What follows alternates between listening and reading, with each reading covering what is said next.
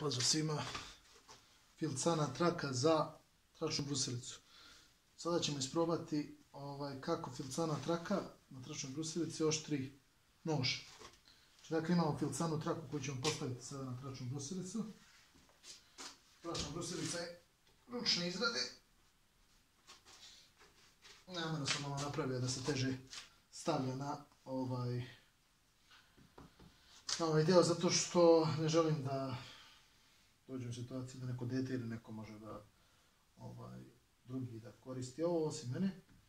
Tako da, znači, tu je Filcana traka, evo ga papir na kojem ćemo testirati nož koji očigledno nije baš, ne pokazuje uopšte da može da seče. Jako loša ivica. Znači, bez brušenja noža pokušat ćemo da naoštrimo nož da seče ovaj papir. Palit ćemo tračnu brusilicu. Nanosimo polir pastu koja je na nivou pred polir pastu.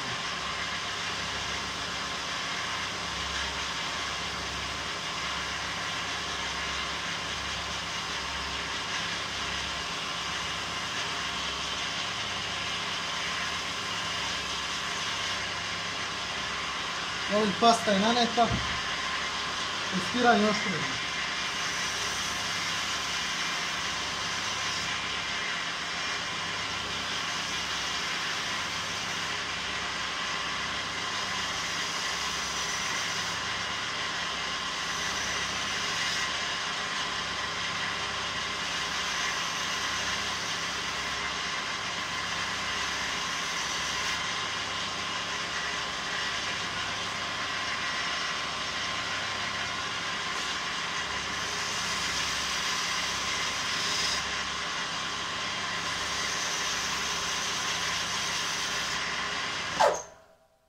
Traka je s AliExpressa, da vidimo kako se pokazuje sada nož.